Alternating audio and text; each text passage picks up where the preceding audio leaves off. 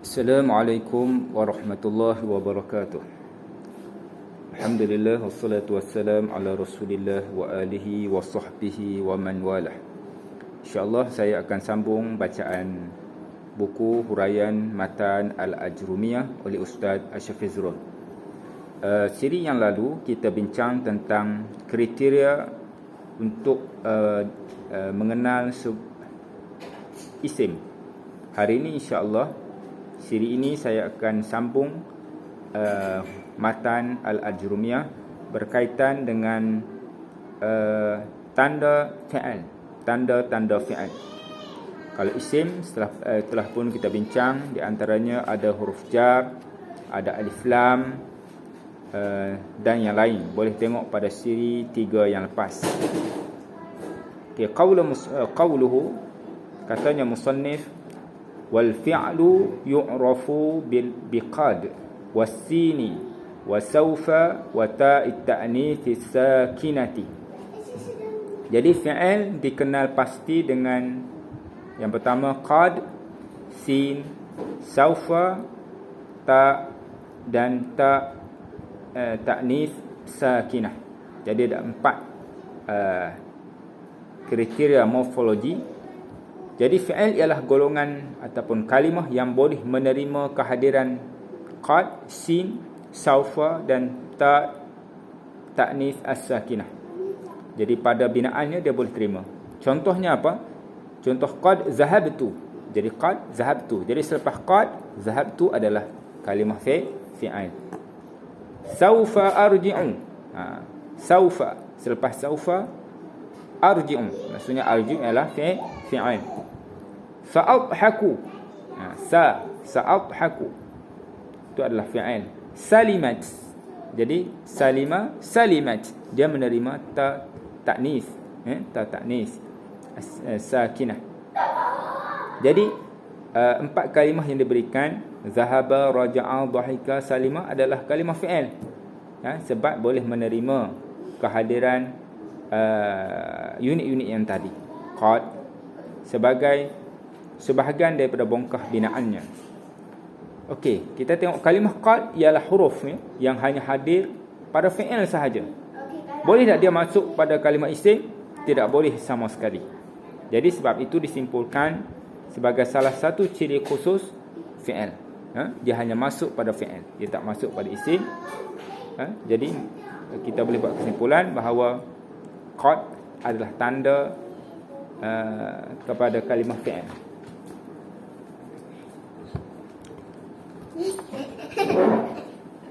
Keadaan yang pertama, jika partikel qad hadir sebelum fi'il madhi, maka maknanya ialah benar-benar telah ataupun sesungguhnya, sungguh-sungguh telah. Kita guna telah sebab masuk ada fi'il madhi. Madhi maksudnya benda yang telah pun lepas, past tense, ataupun telah pun kita terjemahkan sebagai telah pun. Qad zahabtu, sungguh-sungguh benar dia telah pergi. Partikel qad bermaksud benar-benar telah. Maksud litahqiq, digunakan untuk menyatakan perbuatan yang benar-benar telah berlaku. Kita tengok contoh yang diberikan oleh Ustaz Syafizrul. Qad lawwatha sum'ata muassasatina. Qad lawwatha, dia benar-benar telah mencemarkan sum'ata muassasatina, nama baik agensi kita. Contoh kedua, qad karrasa nafsahu fi khidmatil ilmi. Qad karrasa nafsahu fi khidmatil ilmi, dia benar-benar telah mengabdikan dirinya untuk berkhidmat kepada ilmu. Qad karrasa nafsahu fi khidmatil ilmi. Contoh ketiga, qad istana'a 'indahu sini'atan.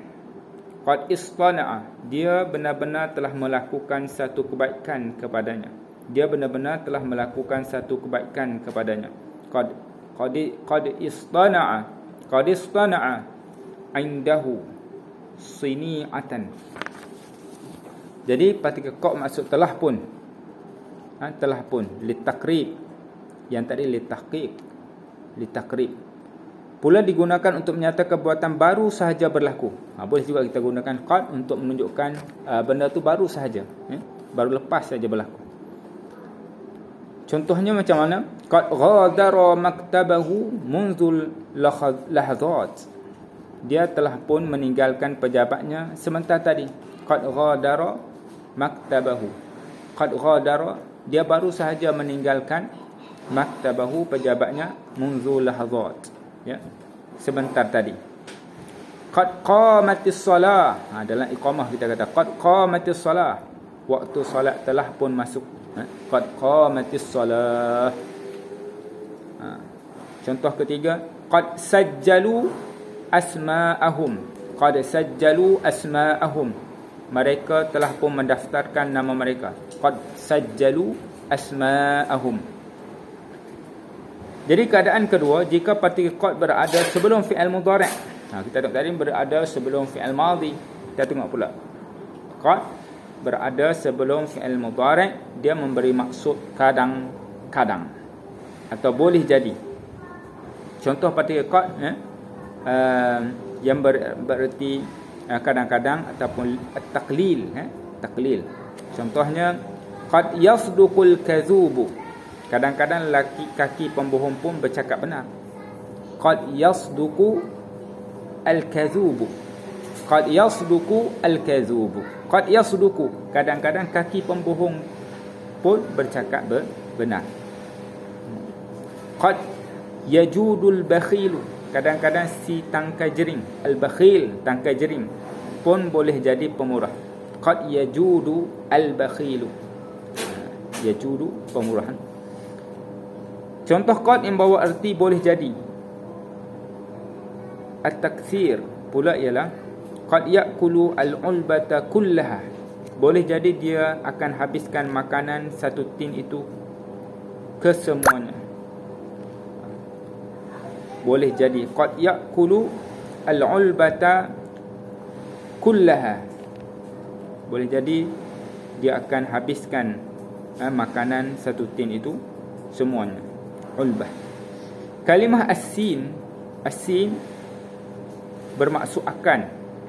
Kata Ibn Hisham, setengah ulama nahwu menamakan sin dan saufa sebagai huruf tanfis, tetapi menamakannya huruf istiqbal seperti yang dilakukan oleh Zamakhsyari adalah lebih jelas.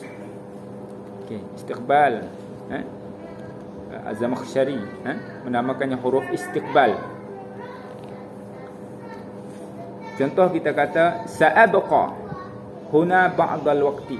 Saya akan kekal di sini untuk sedikit masa lagi. Sa'abqa huna ba'dal waqti. Jadi sa'abqa, jadi abqa adalah fi'il. Sayamurrul waqtu bisur'atin. Masa akan berlalu dengan cepat. Sayamurrul waqtu bisur'atin. Jadi yamurru adalah fi'il. Sebab apa? Ada sa, ada huruf sin. Sa tu maksudnya akan. Sa'ahki laka al-qissata kullaha. Sa'ahki laka al-qissata kullaha. Saya akan menceritakan kisah itu kepada kamu semuanya. Sa'ahki laka al-qissata kullaha. Jadi, seterusnya kalimah saufa. Saufa juga maksud akan, tapi menurut Ibn Hisham, saufa adalah kata seerti dengan sin. Sama Ibn Hisham kata. Dari segi fungsi, aliran kufar melihat saufa digunakan untuk menunjukkan jarak masa yang lebih jauh berbanding sin. Dia akan juga, tapi saufa ni jarak masa dia lebih jauh. Manakala aliran Basrah pula melihat kedua-dua punya makna yang sama. Kufar melihat saufa tu maksud akan datang masa lebih, jarak dia lebih panjang. Adapun Basrah, ulama Basrah sama saja. Jadi biasa nahwu ni dia ada dua mazhab jugalah. Dia ada aliran Kufah dengan Basrah dalam bidang nahwu. Dua-duanya daripada Iraq, Basrah dan juga Kufah, semua tu Iraq. Saufa, contohnya saufa tatawassaqu silati bihim aksar. Saufa tatawassaqu, hubungan aku dengan mereka akan menjadi lebih akrab. Saufa tatawassaqu silati bihim aksar. Saufa alqahu fi Misra. Saufa alqahu, saya akan berjumpanya di Mesir. Saufa alqahu fi Misra. Ash'uru ka'anna al-ha'ita saufa yasqutu alayya. Ash'uru ka'anna al-ha'ita saufa yasqutu alayya. Saya rasa macam dinding itu akan jatuh ke atasku. Ash'uru ka'anna al-ha'ita saufa yasqutu alayya. Ada sebahagian pengkaji yang beraliran Kufiyin mengatakan bahawa satu-satunya perbezaan yang mungkin wujud antara dua lafaz tersebut, saufa, boleh dimasuki lam taukid, manakala sin tidak boleh. Sebahagian pengkaji beraliran Kufiyin, dia mengatakan bahawa satu-satu perbezaan, dia kata saufa boleh dimasuki lam taukid, manakala sin tidak boleh. Contoh ayat Quran, wala saufa yu'tika rabbuka fatarda. Selalu kita baca dalam surah Ad-Duha, wala saufa yu'tika rabbuka fatarda. Dan sesungguhnya Tuhanmu akan memberikanmu kejayaan dan kebahagiaan di dunia dan di akhirat sehingga kamu redha, berpuas hati.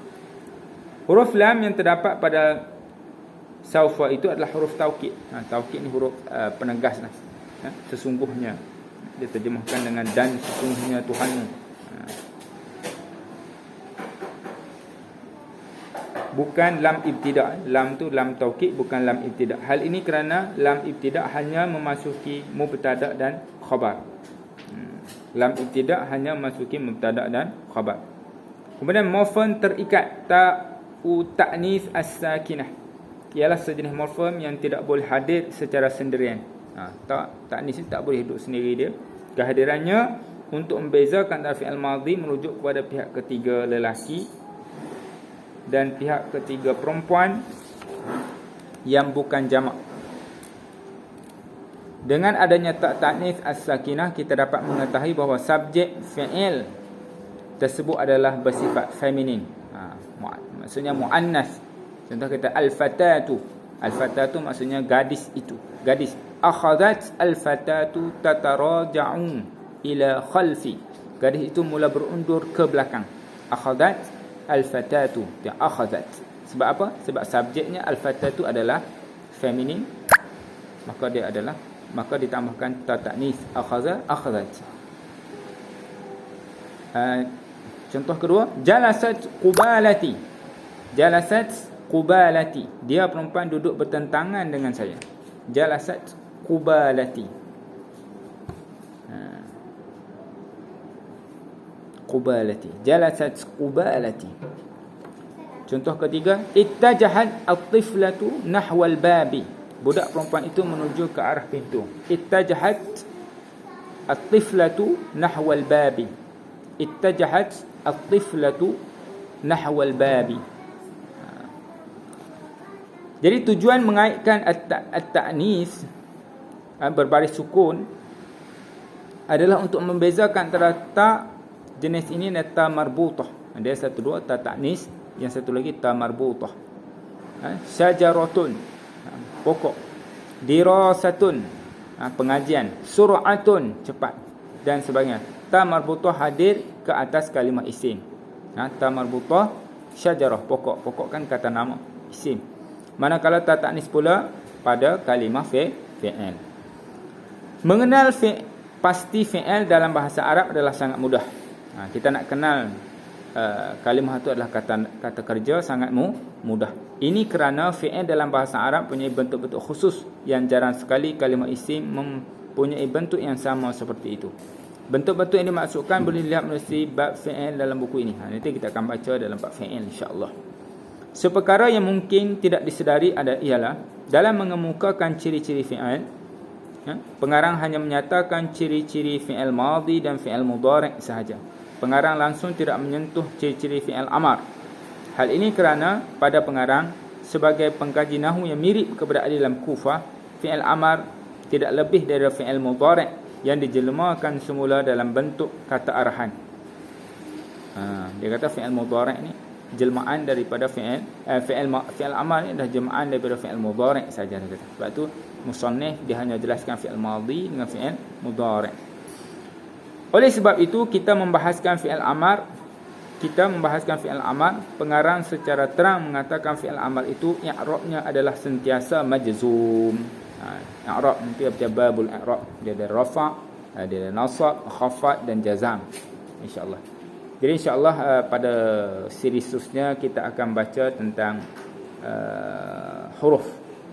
Kan itu ada 3, isim, fi'il dan juga huruf. Jadi qaulu kita berhenti di sini insya-Allah. Wal qawluhu wal harfu ma la yasluhu ma'ahu dalilul ismi wala dalilul fi'li. Wallahu subhanahu wa ta'ala a'lam.